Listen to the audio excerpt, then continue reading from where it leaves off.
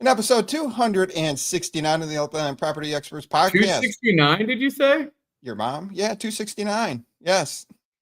Well, that goes good with what we were talking about before the show. Absolutely. Frost season kicks off in 2 days. Mass Chef's here to talk racing, and we'll have the drama from the Sparklet Wars. Oh, we got lots of good stuff tonight. Oh, yeah. Stay tuned. I didn't say it was going to be a good show. I just said we got lots of good stuff for the record. Stay tuned.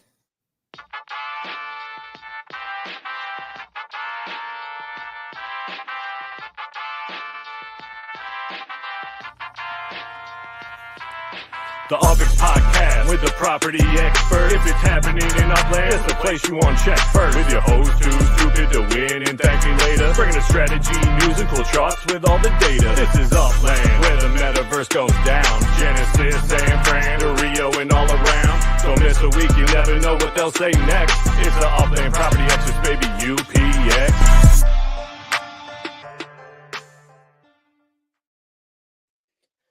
Welcome to the Upland Property Experts podcast, episode 269. I'm your host, Too Stupid to Win, and as always, I'm joined by Thank Me Later. How we doing, brother? What up? I'm good. Ooh, Elijah, I got to talk to you after the show. What up, Real Node LA? Zilla in the house. Zilla, Quantum S, Mass Chef. So, a lot to cover.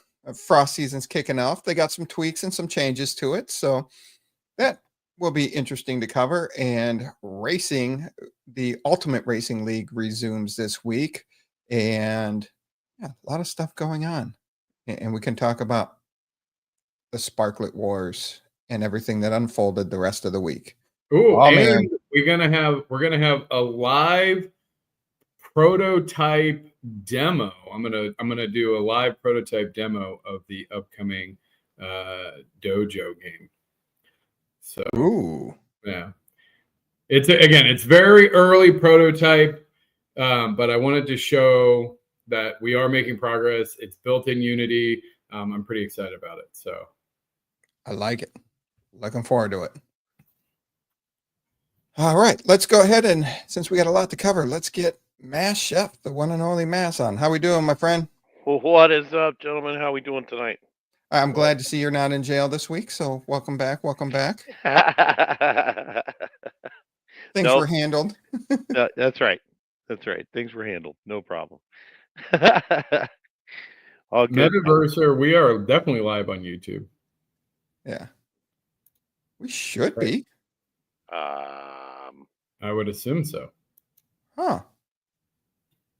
We got YouTube comments. Yeah, I mean, we're getting YouTube comments. We got to be live. Ninja's in the house. KO. All right. Anyway, so Racing. I got to tell you, we had an awesome week last week. If you want to pop up the leaderboard there, we had, as you can see, movement all the way up and down the board. Wander 1976 coming out with a huge win last week after finishing dead last in week number 1. He popped off with a win last week. That was awesome. He won his heat and he won the final race and grabbed those coveted 12 points for the week. So he moved. He was the biggest mover of the week. Obviously, moved up 5 spots from last to now 7th spot. Wow. So yeah, movement all over the board. And of course, as you can see, Matsuda jumped all the way up to the top spot, moving up 4 to the first place position with a 3rd place finish, proving that consistency is king with the 3rd and 4th place finishes in week 1 and 2. So he's sitting on the top. But I do want to point out there is only 13 points separating this entire leaderboard from top to bottom. So that's super close. This is the tightest that we've ever started a season off here in the Ultimate Racing League. So the competition is super fierce this season. We've got a couple of good rookie drivers that came in Scorpio King 3 and Ja Rashad. They came in and made statements right off the bat. So this is going to be an awesome. I can't wait for tomorrow's races. It's going to be spectacular. Ooh. Now, Man, what's going on with Sam Mahoney though? Like, are they not getting the practice in, or is competition catching up to him? So honestly, I think a little bit of both. I know San was having a couple, some issues, real life stuff, the last couple of weeks, but I think it's a little bit of both. The competition is getting much stiffer. As you can see, you got Picasso in there. That's URL world rank number 3. You've got 4, 5 of the, 5 of the top, or 3 of the top 5 racers in the world racing here. So literally, the competition is just getting stiffer and stiffer as we go along, and these guys are starting to catch up, and we're gonna see some interesting stuff unfold, I'm sure. Love it. Yeah. And so for the people that aren't familiar with the Ultimate Racing League World Rankings, what is that based off of? I know it's been a minute since we talked about it because, Yeah. you got some good drivers in there, but they have some high rankings, 640, 653, and they're pretty solid drivers. Yeah. So the way that the world rankings are calculated, number one, it has to be a public race of 3 drivers or more to even get any score. So, and then if there's only 3 drivers, the one in third place is not getting any points. As you get more drivers, then you start to actually lose points the further you go down into the standings on a race. So you have to have a minimum of 3 drivers. Um, and the more drivers you have, the higher the stakes are to move up in points. So, um, yeah, but it's awesome. It really is because, and that comes from my upland.info. Buellman does that programming on the back end for us, and he's done an awesome job with that world ranking board for us. And it calculates everybody that's done racing, and if you've done 3 or more in a race, then it counts towards the pro world rankings, which is the board that I take this off of. We also have just a regular driver ranking, which calculates it if you're 2 or more drivers in a race. So you and a buddy can go in there and score some points and kind of see yourself climb up the leaderboard, for anybody.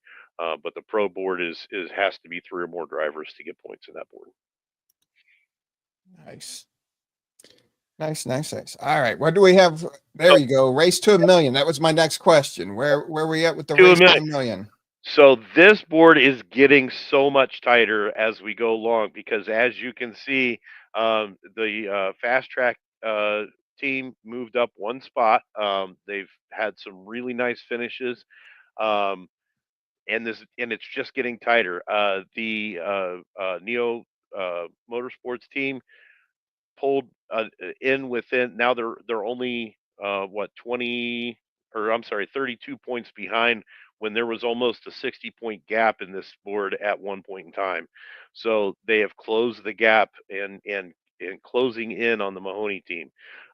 So this board is just getting tighter and tighter as we go along, and we still have 6 races left in this season, another 8 races next season to finish off this board. So still a lot of racing left to see who's going to get this million UPX bonus at the end of the year. So lots going on.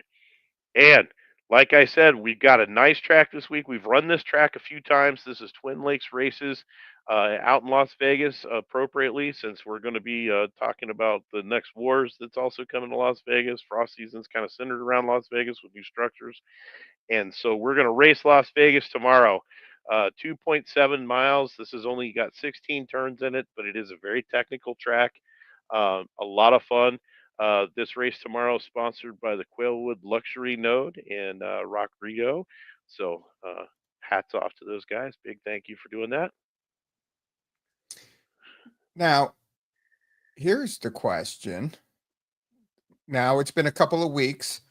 How has everybody been adjusting to the changes that Upland made to the racing? How's that been going and impacting the races now?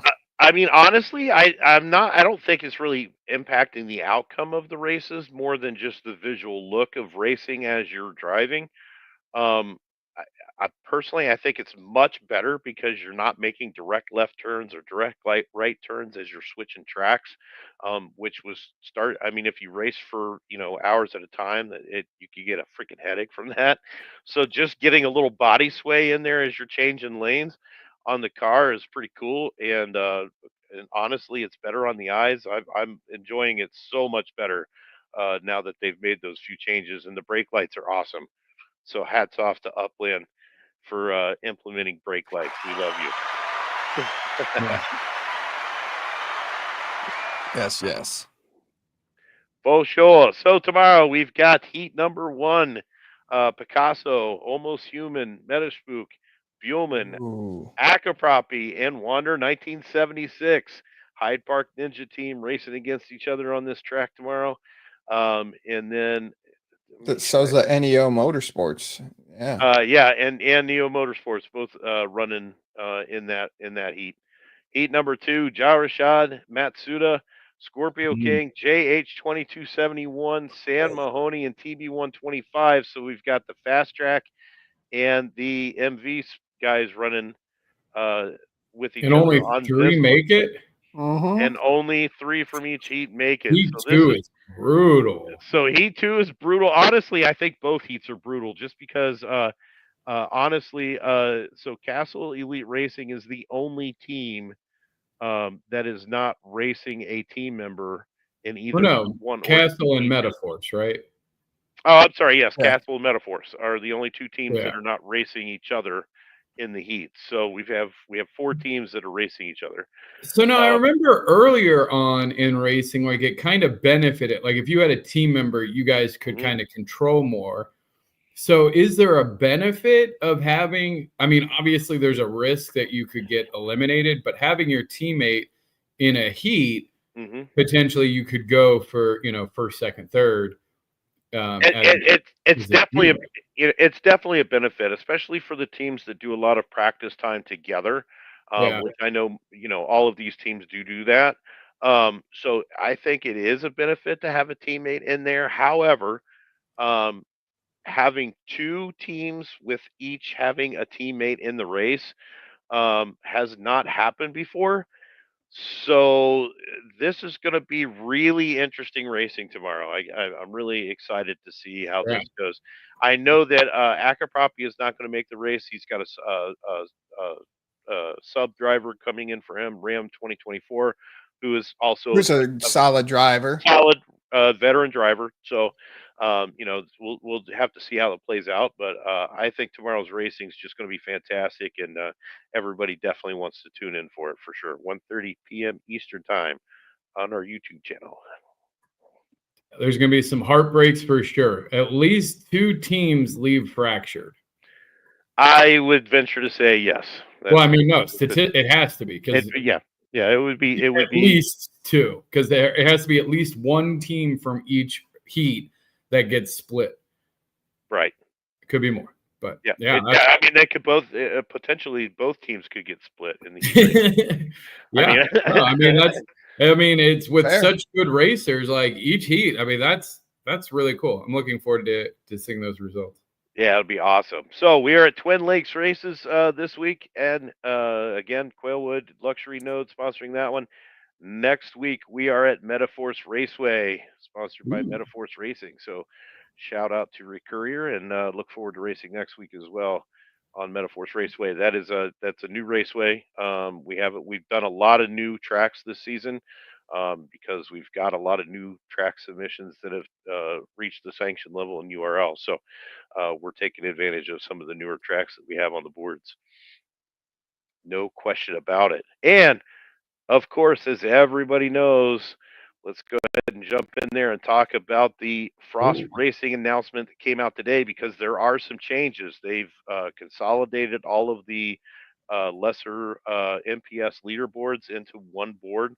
So you could potentially, if you're somebody that runs carts all the time, you can climb up the leaderboard because it covers everything from MPS score of 90 all the way up to 160. Yep.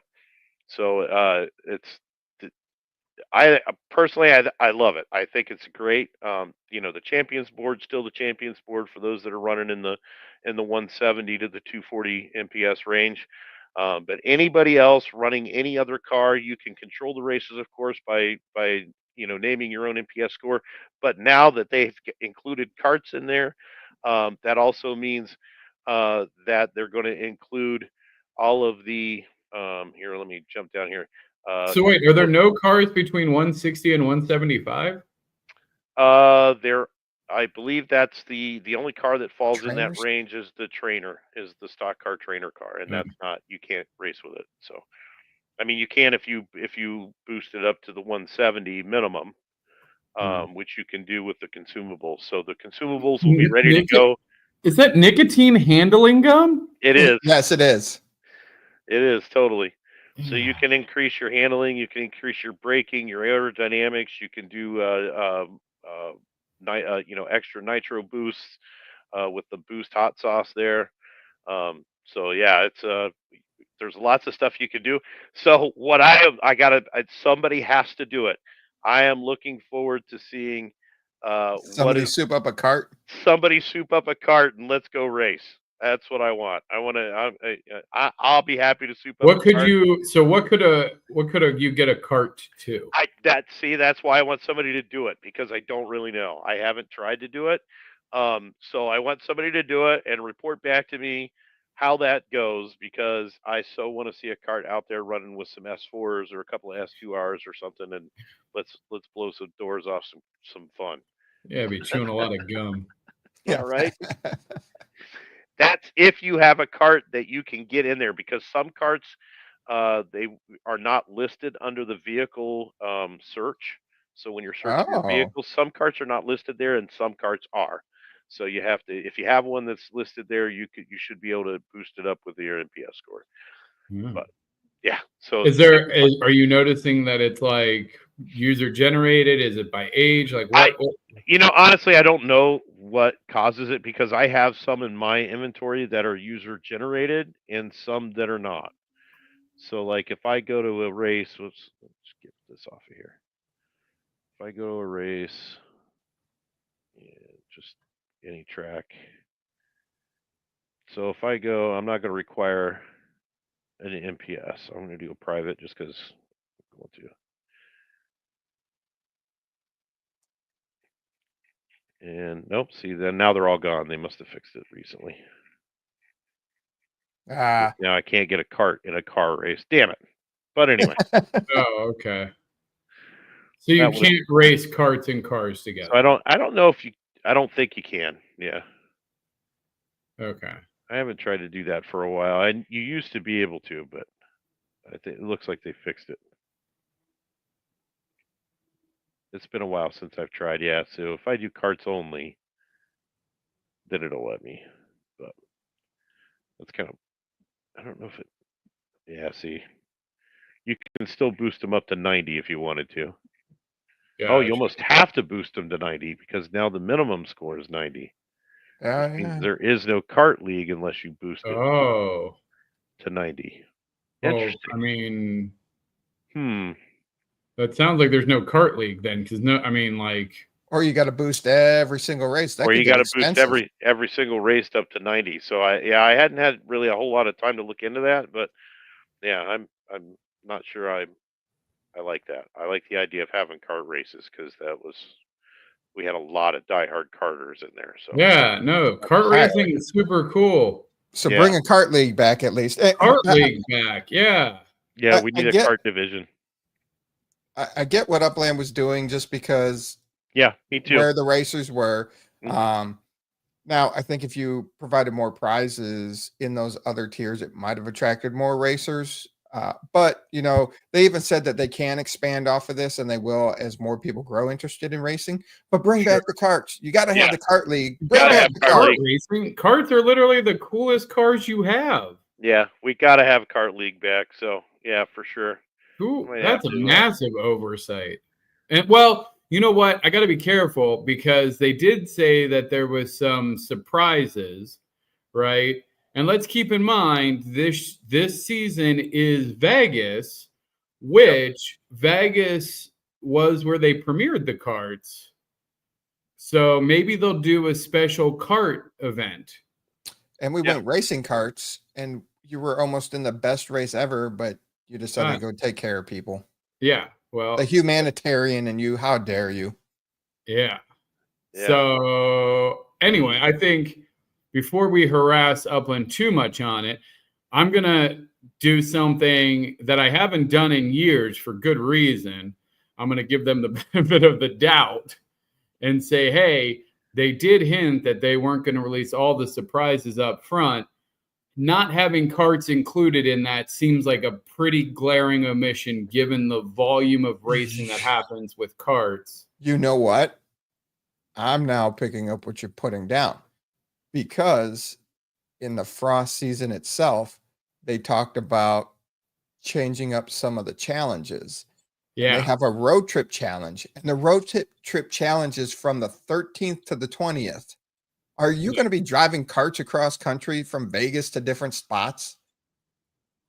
Can you drive your kart like a car? I don't know. I don't know. Yeah, you can't travel. No, that'll be a standard travel thing. But I think that's a long time for a travel thing.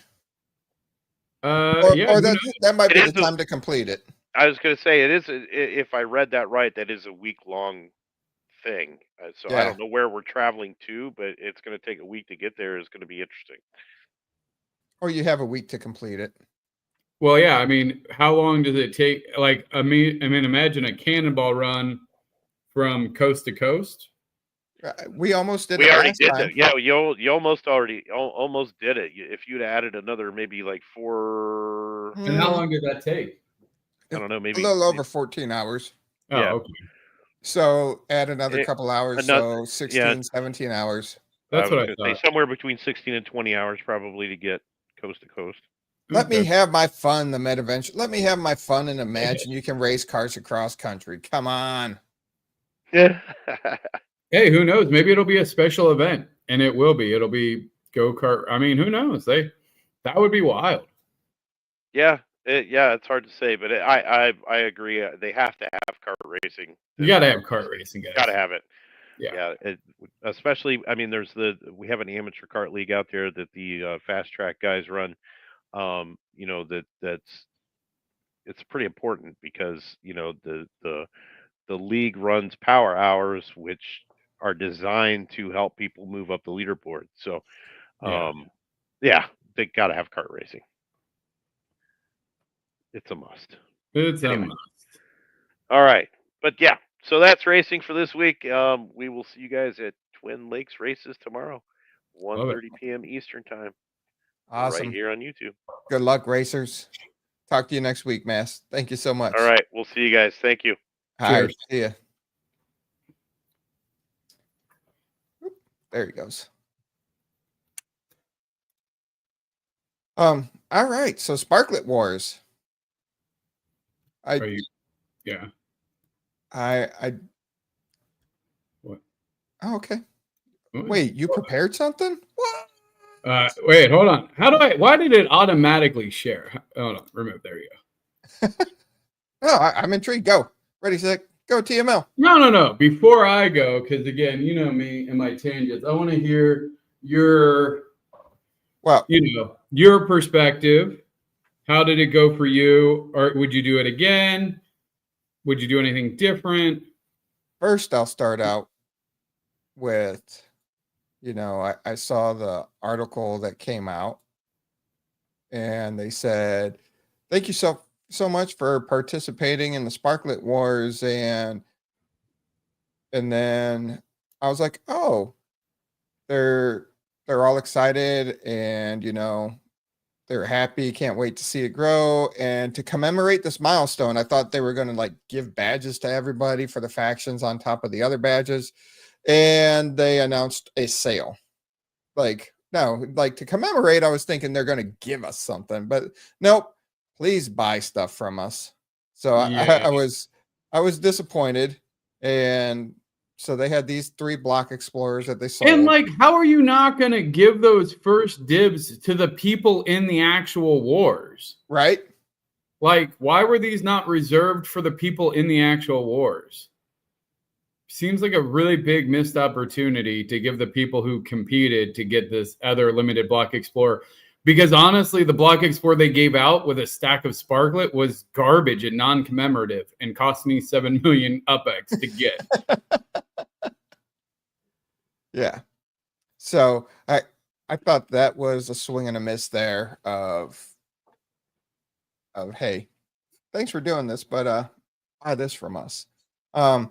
I did find it interesting though. Last week you did have your rants about the cyborgs having all these CEs come together, and actually your faction had more CEs than the cyborgs, and you had less players. I don't know what that has to do with anything. You were complaining that all these CEs got together and partnered up on the cyborgs. Yeah, they did. Like, what? This isn't even an argument or a but you had more CEs. They weren't organized. Like, having a bunch of CEs doesn't mean anything. Like, there is no conversation that isn't. The cyborgs were pre-organized. The group that came in, and again, there's no hate. There's no hate on them. Like, the cyborgs came in with the winning strategy, and honestly, yeah, exactly. Jim poking the bear. I'm not poking the bear. Look, there is no conversation to be had that said the cyborgs didn't come in with an absolute aces winning hand. I'm not mad at that. I called that before the war started. Like, I was in the group chat with y'all when you were deciding on which faction was going to win.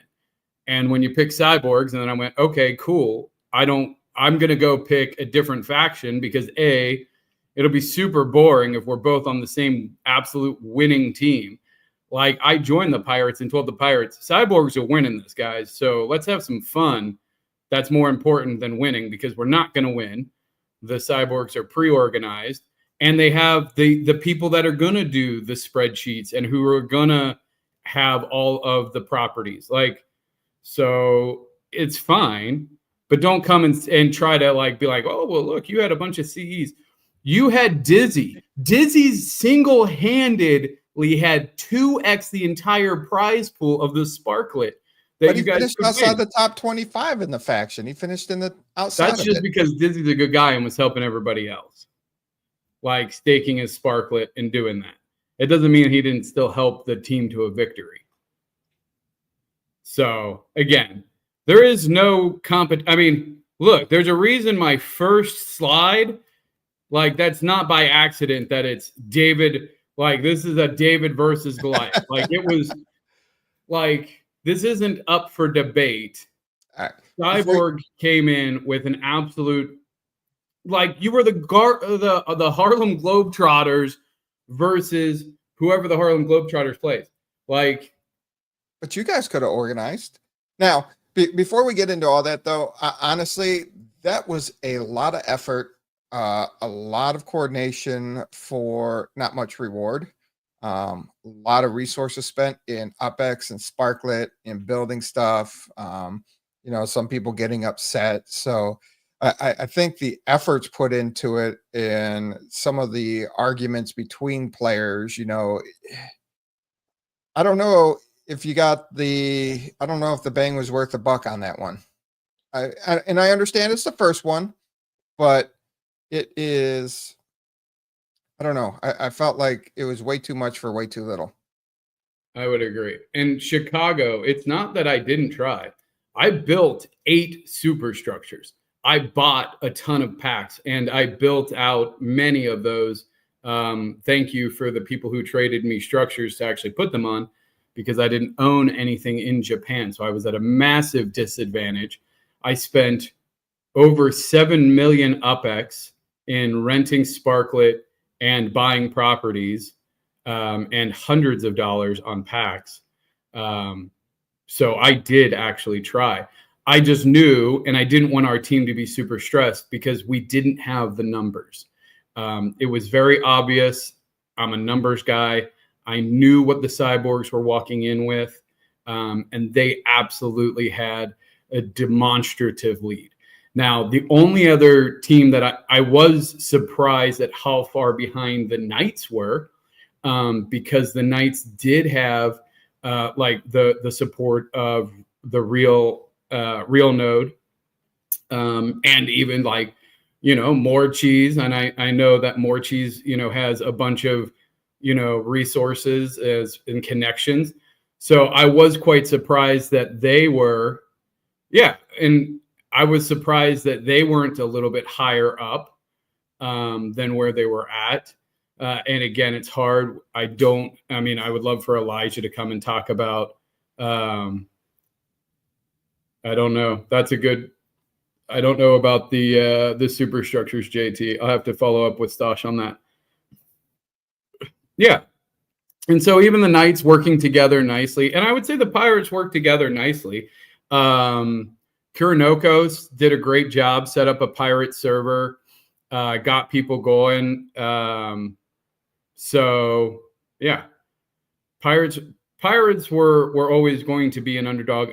My strategy, which worked, which is exactly what I wanted, is I wanted to buy more packs off the secondary market. And you got it. Yeah. And I got it.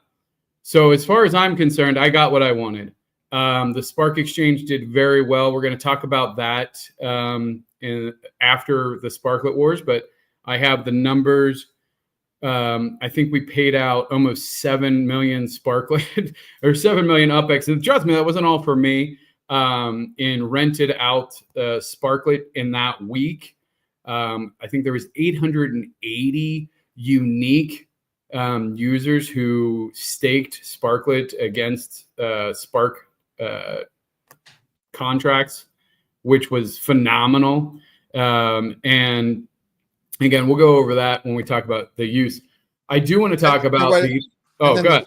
What I did like though was there were people on the cyborgs that a lot of people didn't know, and people didn't know each other, and new friendships developed out of it. And I believe that happened in the Knights and the Pirates also, that you had people that never interacted before getting to interact and develop new relationships and working relationships too. So that was a plus for me.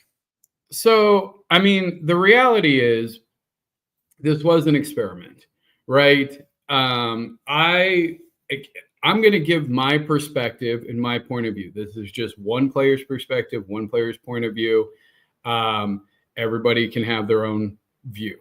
I will say I was heavily anticipating this event.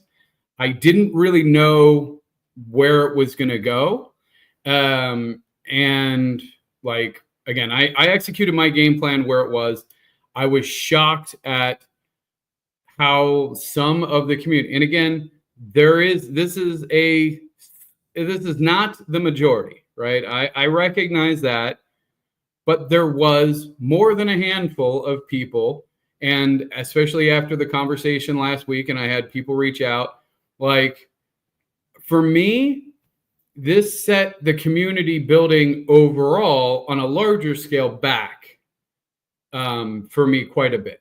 I really think that this is a community dividing event. And even if you don't look at anything else besides the fact that, again, it is war. And so all's fair, right?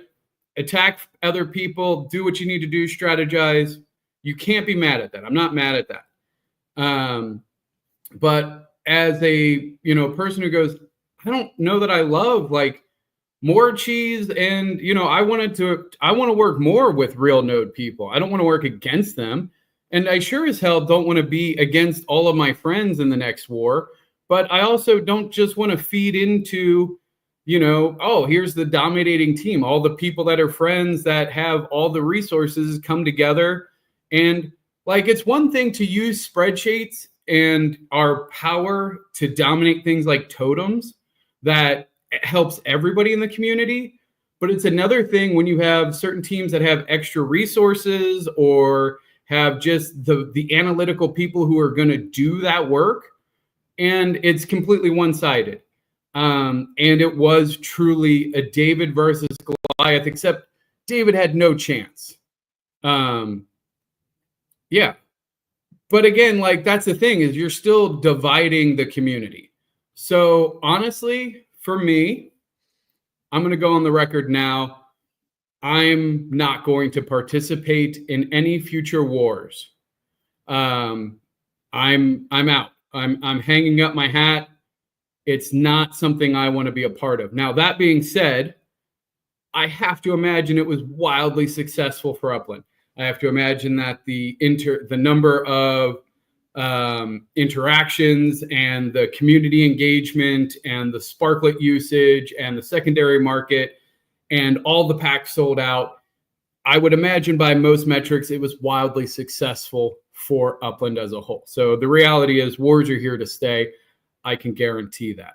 So I'm not one to pitch a problem without a solution. I'm also not one to not want to give Upland my money. I'm happy to give Upland my money in these downtimes. Here's my ask. Here's my proposal. I would like to propose a fourth faction called the Peaceful Protesters. For me, I don't think that we should be touting war. And I know it's just a game and I know all that, but honestly, the reality is it brought me to Web 2 toxic gaming. It brought toxic gaming into Upland in a way that I don't want to see. I like community building. I like seeing us collaborating with each other, not against each other. So my proposal, bring on a fourth faction, Peaceful Protesters, and it is focused on cooperative building and decorating. So it's a separate pass set. I think it should be unlimited.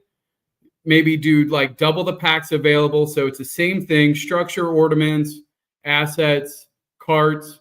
But the goal of the Peaceful Protesters is, as a group, to get as many points as all of the warring factions combined. So their objective is they have to get more points than all the warring factions combined. And the assets like the cannons and the chests, whatever, I think that they should be peace symbols or hearts or flowers or something, community building. And when you place them, you have to put them next to another friendly tower and it increases their points. So instead of taking away points, you're building a community where people have neighboring buildings and they put decorations to make the most enhanced area as possible. I think this promotes positivity, growth, community, and collaboration. And some ideas, which I think would be super cool, and to show this in a cool way, Peaceful Protester ideas, the Love Bug Cart, the Love Bug Go-Kart, peace and love themed buildings and superstructures. For me, this is what Web3 should be. We should be working on building a community together. And honestly, I'm not blaming Upland on the wars at all, right? It's not. I think it was an experiment. Again, I feel like they're going to feel like it was wildly successful. For me, I didn't like it. I didn't like the way it made me feel. I didn't like the way it put me at competition with people that I've been friends with for years. Shaq is one of the most genuine and nice people I know. And I don't blame her at all for she was defending her team. She is a great team leader. She is a great community leader. And she did exactly what you're supposed to do in that position. I didn't like the way it made me feel being at opposition to that. So I'm just not going to put myself in that position. So for me, that's my take on it. I'm not going to do it unless they do something like this that allows us. And again, you can have the same overlays with a little peace symbol. Let the people who want to go to war, go to war. I think let the community vote and let us vote with our money. I will happily pay my money. I will happily rent Spark to build peace and love, superstructures. I will happily do this. But I'm not going to participate in wars anymore. I'm done fighting friends because honestly, everybody in this community is my friend. And I didn't deploy a single offensive structure, even though I had several. I did not deploy a single offensive structure during the entire war. I didn't think it was right to tear down something that somebody had invested money in. That sucks. To me, that's not what this community should be about. So that's all I'll say on it for now, I guess. For now. No, those were fair points, and I actually like the idea. And that I'd be intrigued to see how many people ended up in the Peaceful Protesters group and the kind of points that you put up. Upland, you got 6 weeks. Figure this out. Yeah. Ready, set, go. Again, especially with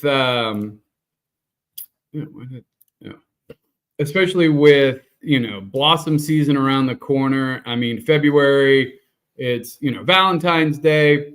You got to have some extra heart assets, and like this is the time, right?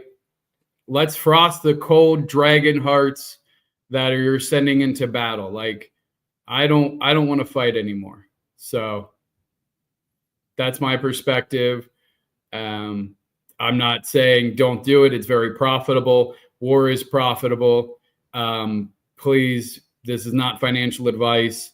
You could definitely still buy a pass. Go buy the packs. People made a lot of money profiting off of war.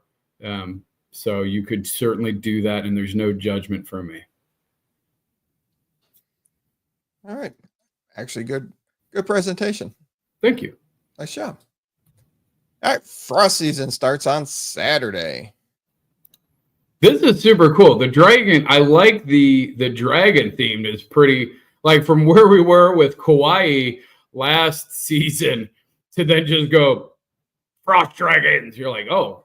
Also, I thought, I was like, how are we still in frost? I thought we were in Wonderland. We were in Wonderland. So. Yeah. It goes Wonderland, Frost, Blossom, and then Genesis. So this is Genesis. Is it Frost, Blossom, Genesis? Blossom goes from April into May. So yep. Wow. Yep. Anyway. Now, this is the first. So we've been doing seasons for a year now. We hit all 6 seasons, and this is the first time that we are going to. Wow. Okay. So we got the collector stores going on for the Frost season. You get the 3-headed Dragon Block Explorer 1st through 25th place, and then you have the season collector badge, which you can level up, and you get some Sparklet. Frost season passes are here. So you have the 3 that you can buy, and if you collect all 3 by February 28th, you get the special season pass with all 3 on it. Now, our badges are changing. We are now going to, if you played last Frost season, you're going to get a ×2, an X2 next year Frost badge. So we're starting to double up on the seasons here. Oh, wait. So hold on. So, because the badge right now says... It just says Frost. It does just say Frost, or does it say Frost 2024? Oh, I think it says 2024. Yeah, it says Frost 24. Yeah. And the badge actually has the 24 on it. So my question is will those... Because this is what I said they should do, right? Yes. Which makes sense.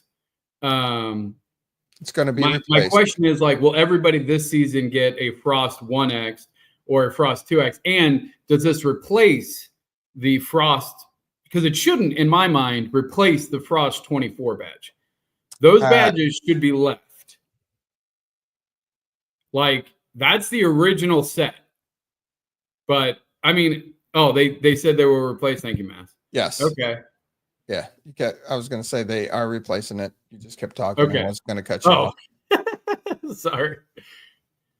But yeah, they are going to be replaced, even though, there is the tradition of the Frost 24. Now you're going with the 2X. Okay. I'm fine with that. As long as they're consistent, I guess that's fine. This was the idea I had anyway of this is really what it should be. And the badge symbol still stays the same, other than the 2024 being removed off of it. I would like to see them hopefully they evolve it. It wouldn't take too much to make it slightly upgraded, right? A slightly different color, a different band, a different background, This to me seems oh, go ahead. Unless they've already announced that too.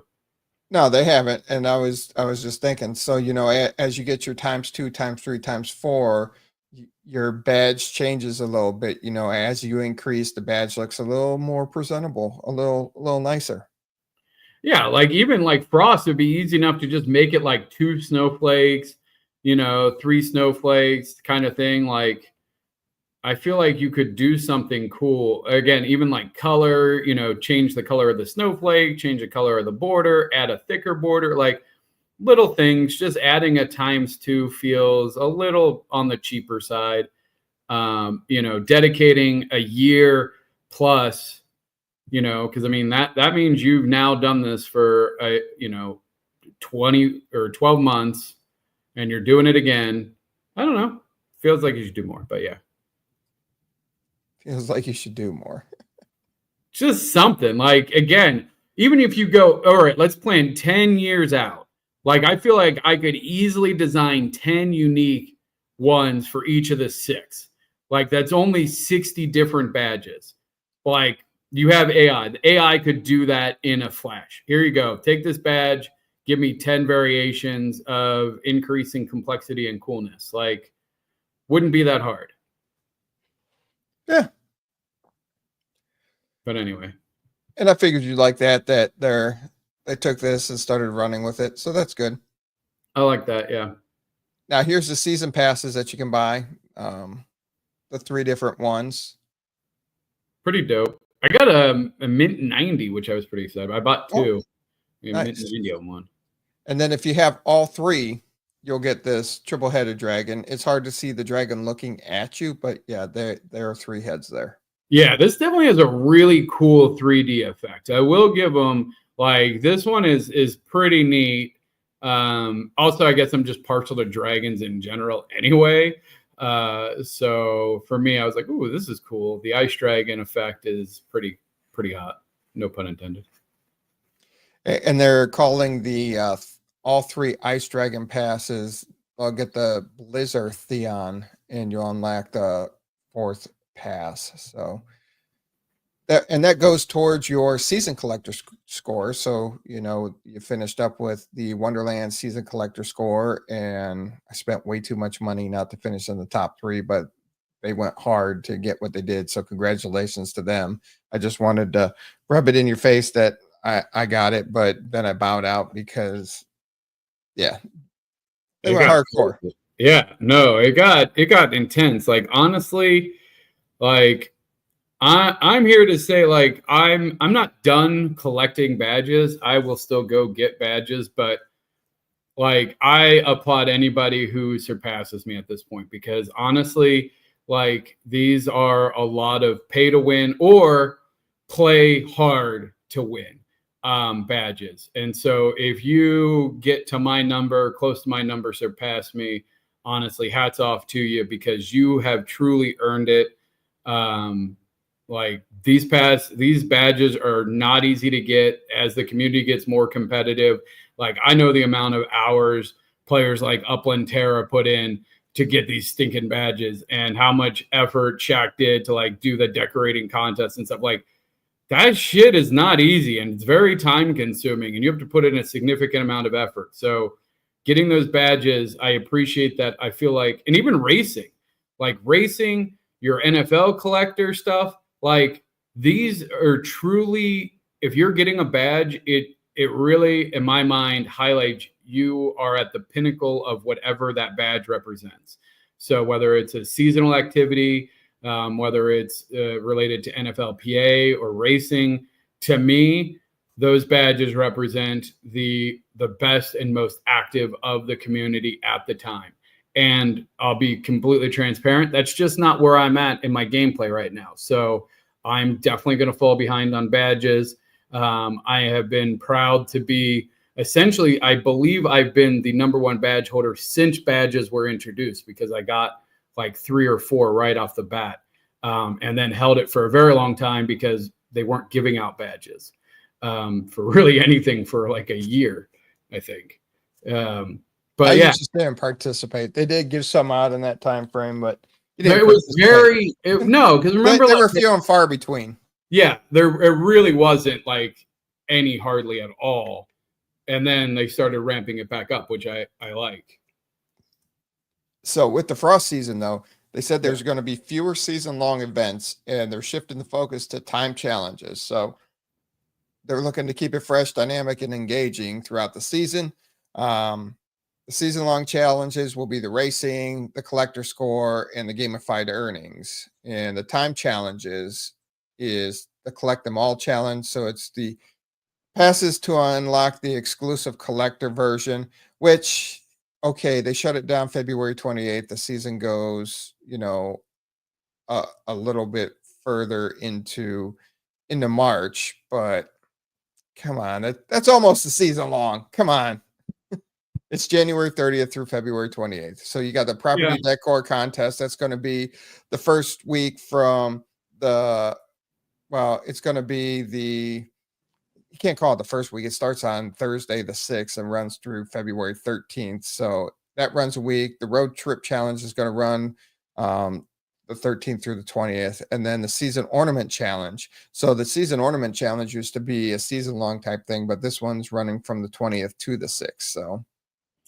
Yeah, and I mean, I like that. I think it gives players a chance to be more selective, and like if players want to participate throughout the entire season, it gives them different activities to focus on. So I'll be interested to know from the players who are super active in the seasonal challenges, who are looking to get these ranked, rewards and badges, like what their thoughts on it are. I like the gamification, assuming that they keep everything. Is the more stuff that they push in app, the happier I am. So as long as I start seeing some of that stuff in app. And these will be the 3 special limited time structures that you can build during the season. That's cool. And then, so it's going to be in Vegas, which is interesting. You don't think of Frost and Vegas, but it is the entertainment capital of the world. And they've already announced that round 2 of the Sparklet Wars is coming to Vegas. So it's not San Francisco, but they're still calling it beta. So this is round 2 of beta. It's not the official. I mean, again, I'll even give them a pass on this one. I can't imagine that they'll get the peaceful protesters, so I'm just going to sit this one out. I hope that, it would make sense to me. San Francisco with peaceful protesters, but yeah. Oh, I like that. Yeah, and obviously they did. Why would they say? Vegas would be a good one, but honestly, that's where they'll probably slot in San Francisco, I would imagine, but who knows? Is Vegas a tier 1 city? No. So that's interesting. But yeah, so that's Sparklet Wars and Frost Season. Yeah. So do you have anything else? You had some other, I don't know if you had any other slides. Nope. I'm good. You got that demo ready for us? Yeah. So again, this is, hold on, let's do this. Let's see if I can't. You're not ready? Well, I'm trying to figure out the best way to do it. Present, share screen. Never mind. Here, I want to share the entire screen so that way you can see it boot up. Hopefully. Block Explorer. Here's my. Oh, see, this is no. Hold on.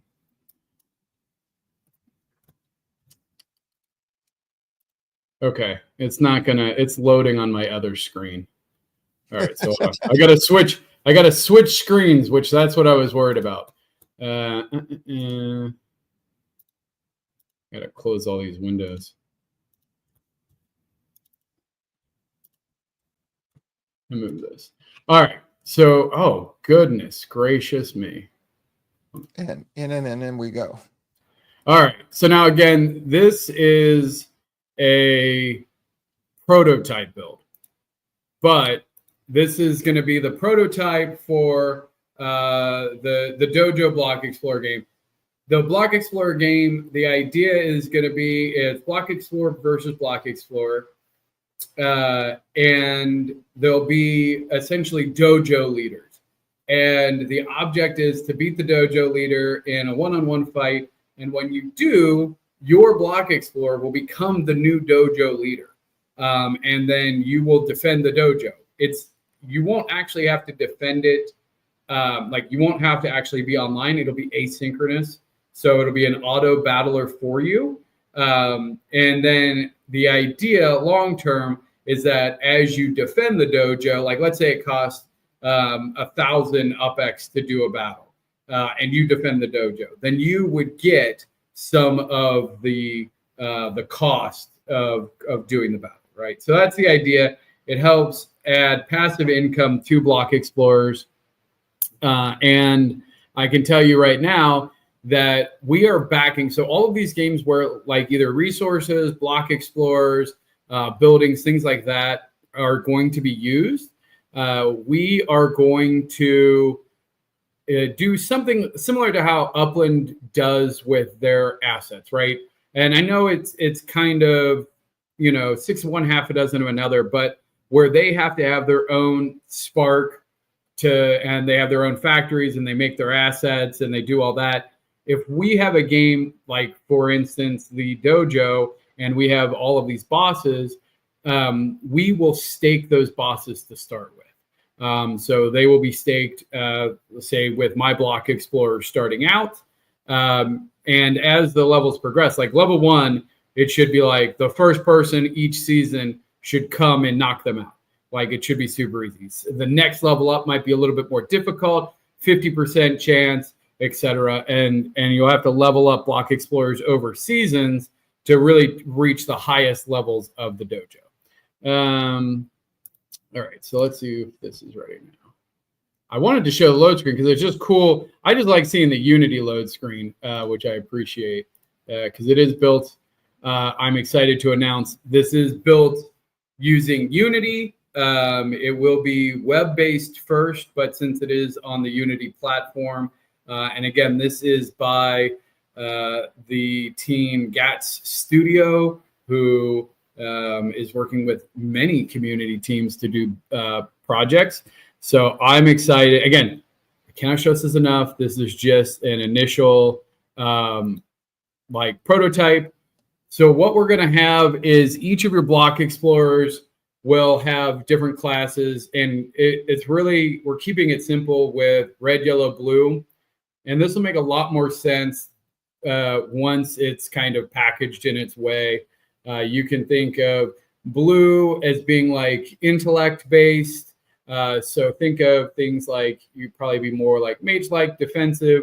Red is more based on your strength. And if you're using the vibes system, these will correspond to different attributes in the vibes system, which we can talk about more on a future episode if people want. We'll be using resources from the market. Yes, we will be using different resources. We haven't decided exactly how, but it will be using different resources. And if you want to be one of the alpha testers, there's 2 ways to do it.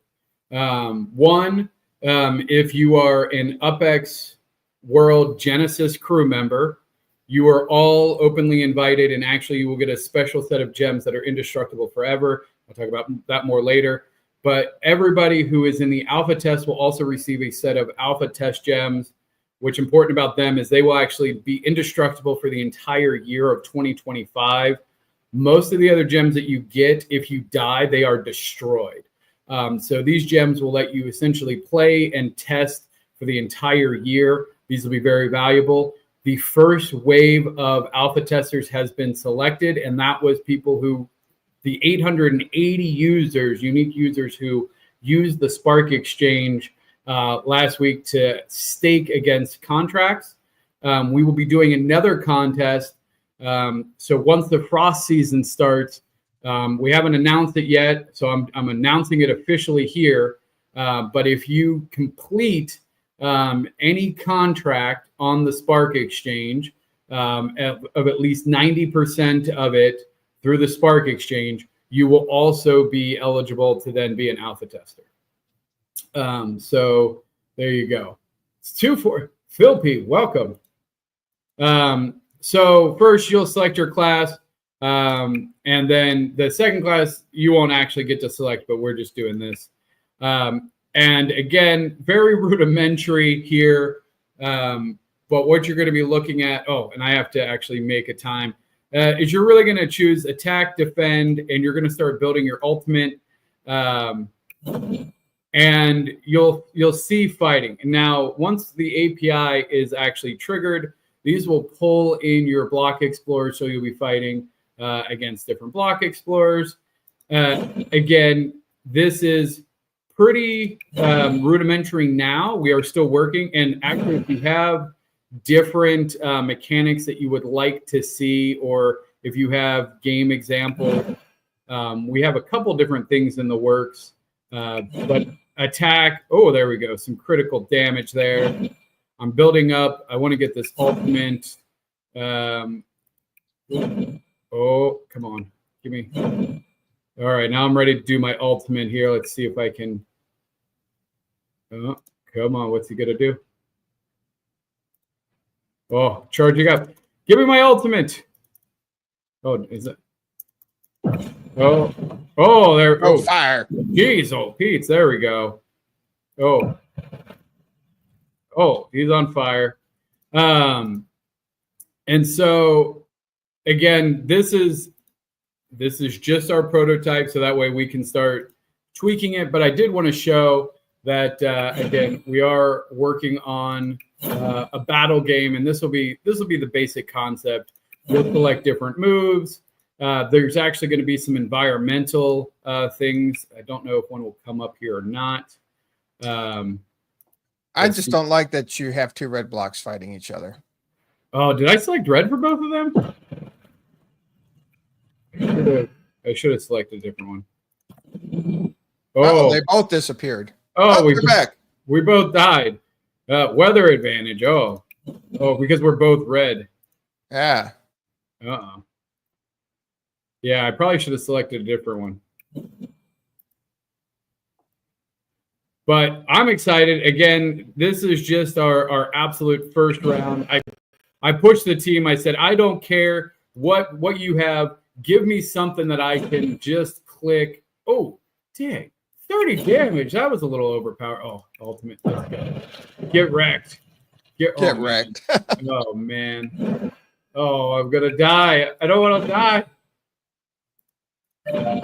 Oh. Dead. Oh, man. So, and then we'll have a battle log, stuff like that. So, again, I'm really excited about it. It's one of the first games of many. With the core concepts, again, being fun, quick, easy to play games that's going to bring value to your assets. It should scream when it dies. I love it. I love the idea thematically that you could have different screens as unlockable goodies. So you have your base scream, but then there's different screens that you can unlock that your character can do. I got screams for you. I'll get my son. He just having him play video games. I'll just record them and we can make them unlockable. Done. He's got all these weird screams, screeches, and sounds that he makes. So I got sound effects for days. That's awesome. They should all be you screaming differently. You know what? I might put an Easter egg in there just for you. And that's the thing. This is what I want this project to be. And these games should be a reflection of the fun quirkiness of our community. I want in 5 years when they go, what the hell? Why do these block explorers scream so weird? I want somebody to be like, you got to go listen to episode 269 of the UpX podcast. You'd understand. More Cheese said that TML should make all the screams, and he did because he ate a sandwich and decided to just make a bunch of vocal screams one day. Honestly, that's the kind of Easter eggs and stuff I want the community to be a part of. trust me, I still have a whole random slew back from the days of UpX World that I haven't forgotten. Like what was it? A Reuben sandwich made with mustard. Like, I don't know why, but that was like a weird random thing that somebody's like, oh, we should have a food machine that mismakes a Reuben, because we had like a misconversation on like a Reuben, whether it has mustard or not. And I was like, no, it has Thousand Island dressing. And they're like, it was a whole thing. Yeah, but that was a whole thing. And so it's in my notes, like mismade Reuben with mustard. Like, and there's still that mystery shot. And I know the ingredients of that mystery shot that is known by very few people. So there is some really, really deep Easter eggs. Yeah, it might have been, honestly. It was crazy. Like, but those are the kind of, I don't remember what I ate for breakfast, but like that random, like little thing, pastrami on rye with deli mustard. There you go. Like, that's not a Reuben, but our Reuben was going to be that. Like that to me, and I don't care. I'll do it even if only 2 people remember it, because at the end of the day, like, that's funny to me. What? I got nothing on that. Yeah, you weren't a part of it, Jim. Sorry. You can't be a part of everything. And you either. No, I know. I'm giving up. Look, I know I can't be a part of everything. And that's one of the other reasons I'm bowing out of the wars. Like, but the wars were your thing. You were so excited. Like, this is going to be awesome. Spud Wars. It was. But like the reality, like once, it wasn't it was a Cuban. Maybe that was the confusion. Oh, maybe it was a Cuban with no mustard. You can't have a Cuban with no mustard. It'd be like having a Cuban with no pickles. Get out of here. I don't know. I'd have to go back and check the notes. It's written down. It's written down somewhere. But honestly, like, I was super excited. And again, it was a test to see how it worked. And I don't think thematically it doesn't work. Like, it was a super cool idea, but then in practice, like, I didn't get to coordinate with anybody from the Knights. And like, I don't want to drive a wedge. Like, I don't want the Knights to be every 6 weeks we have this like weird walled off communication from the real node, and like all of a sudden, like every 6 weeks, like everybody's enemies for 2 weeks. Like, that to me damages relationships long term. And that to me is Web 2 nonsense. Like, and it was hard to see because Spud Wars was very early on. But honestly, like, if you think about it, like, that was one of the first things that really divided the community. Like, I think it took us a long time to repair, but like, that divided the community a lot. There was a lot of heated things, and it got pretty nasty. And I think since it's been so long, we like to sugarcoat it and be like, yeah, that was super fun. And it was really engaging. But now with where the community is going and having all of these people that are putting so much time and effort into their projects and building these communities, and now you're asking people to choose sides. Like, that sucks. Like, I don't want to have to choose between like Real Node and Creedmoor and, you know, Pirates. And like, I don't want to have to choose that. Like, that sucks. I want to be friends with everybody. I don't want to spend a bunch of money on a superstructure and then have my friend attack it and then like be mad. But like, I can't be mad because, you know, that's the game. And so then my option is don't play. So I'm taking my ball and I'm going home. Yeah. I don't know. Start a Quail faction. So yeah. Again, maybe other people enjoyed it. It sounds like a lot of people enjoyed it. So I'm not trying to take that away from them. I'm just saying, give people that don't want war another option. Give that peace can a be chance. more. You know, and again, I'm saying I'll give money. Like, I'll give my money to that. I'm telling you, this guy spends. Yeah, you know I spend. So like, I'm telling you, it will work.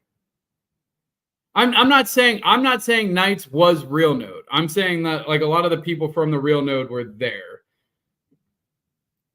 I understand. I'm not and see even this is dividing the community. Like I'm not saying that the Knights was real node. I'm saying real node was over there, Cheese was over there, like all of you guys were over there. We had people. I had a lot of my friends on the side. DM was over there. Sarah was there. Yeah, Ellis was there. I mean, a lot of cool people were in the Knights. A lot of cool people were in all of them. Except for because that's the thing is everybody in this community is awesome. So I didn't want to fight anybody. Like when I started to look at who would I attack, I was like, I don't want to attack any of these people. Like you guys spent money on getting these structures. You spent Sparklet to build these superstructures. Like I don't want to attack you. Like that feels shitty to me. Like you should get your points. I don't want to divide the community like that. Yeah. Thank you, Kachow. I appreciate that. Because again, like I just think it's where I'm at. That's just where I'm at. And I've been in enough Web 2 battles and guild wars and all of that nah, not for me. Not anymore. Getting old. I'm getting old. Like I want to just put on my grandpa's sweater. I just want to, talk peace and love and happiness. Like I don't want to be stressed about war. Like holy shit. The world is divided enough. Like I don't need to go to my video game and have the community that I love be divided every 6 weeks. Like that just not for me. And it's in beta. I love that that's an excuse. Okay. Did the Knights not attack anybody? Because if we all agreed, if everybody in the community agreed to not use offensive weapons, cool. Like, then that's love. If we went, hey, what we're okay with is decorating and building structures. What we're not okay with is attacking and tearing down to get points for ourselves and take it from somebody else. We're back to the cell towers again, aren't we? Yeah. Or the trailer park to the trailer parks or the trailers. I got it. But that's my whole point is I don't want to play. Look, I understand. I understand. I'm not like you guys are attacking me for nothing. Like I don't know what you want from me. Like you guys can all go play it and enjoy it. Like I don't like it is just a game. I get it. Trust me, you're talking to the person who's been saying it's a game for 5 years.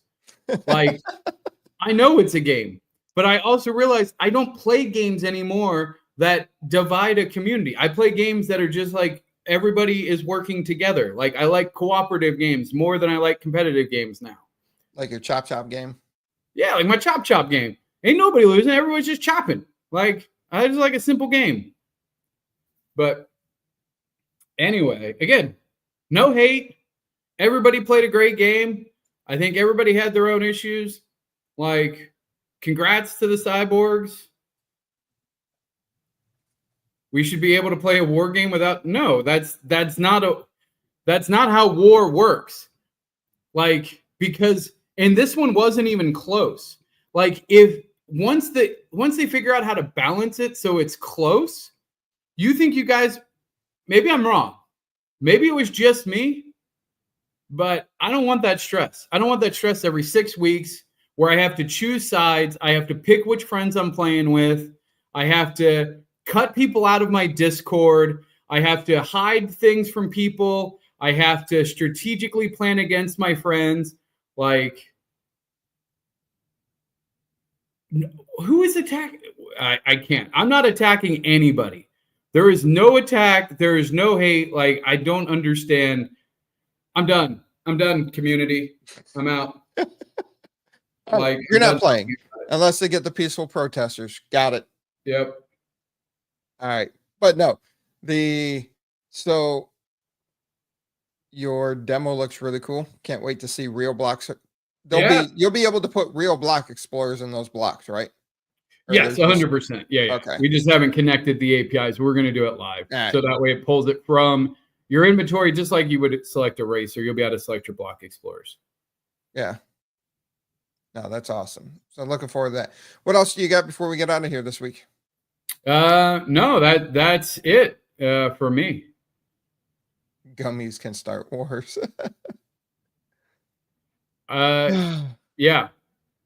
To each their own. Again, enjoy your war, fam. I hope it works out for you. I hope it doesn't cause divides. I'm not going to be an arms dealer. I'm bowing out unless they make a peaceful protester. You're going to be an arms dealer, a black market arms dealer. We all know this. Yes. Nah. Yeah. I won't, because I'm not going to burn a pass, so I can't buy any of the passes. Oh. Yeah. Gotcha. Yep. So, nope. And I'm not going to sell my assets. I'll keep my assets just like I keep everything else. Hoarder. Yeah, probably. Hoarder closer than an arms dealer. You mean Switzerland? Cheese. Switzerland's the neutral one. No, I like Sweden because I like chocolate. Wouldn't that be Belgium? Too? Belgium? Sweden? No, Sweden. Okay. Cheese says Sweden. It's Sweden. She's like, yeah. What's that got to do with Sweden? Because that's Finland. They know these things. Switzerland's the neutral one. Never part Digital of World hoarding. War I, Yeah, never I'm do. like a Lily. I'm like a digital dragon. I hoard all the treasure. Yes. All right. Oh, All right. Sweden. There you go. Switzerland. Get your Okay. facts straight. Anyway, I'm going with her on this. I feel like Switzerland is what you hear, but she seems very confident. You're Googling it. Don't Google it. I'm trusting Cheese. But then did business with both.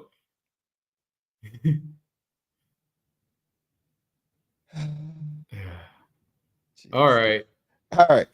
Everybody Google be it. Here you go. everybody be safe. Have fun. We'll see you next week. Take care.